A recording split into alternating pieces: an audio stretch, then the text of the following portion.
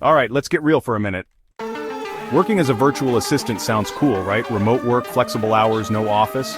But the real question is, do you have what it takes to actually thrive in this space? I'm your digital sidekick. Let's find out.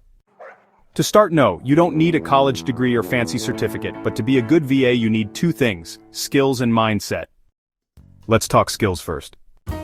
There are three main zones you'll usually fall into: admin, creative, and tech.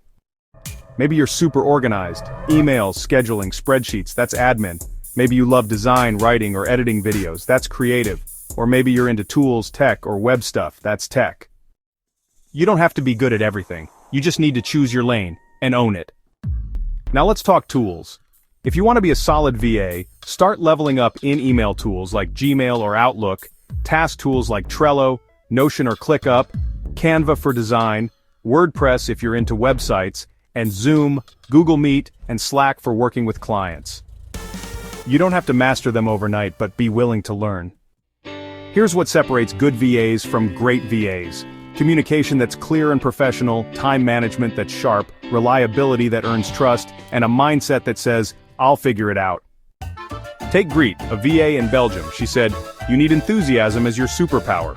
She didn't start perfect, she started curious. And now, she runs her own VA business helping clients while living her best remote life. So how do you start? Here's a quick list. First, pick your strength zone: admin, creative, or tech. Next, identify 1 to 2 skills to level up. Then start learning. YouTube, podcasts, free tutorials. Set a goal: part-time or full-time VA. Finally, start small. Offer help to a friend or take a beginner job on Upwork. Here's the truth. You don't need to be the best, you just need to be the one who shows up and delivers.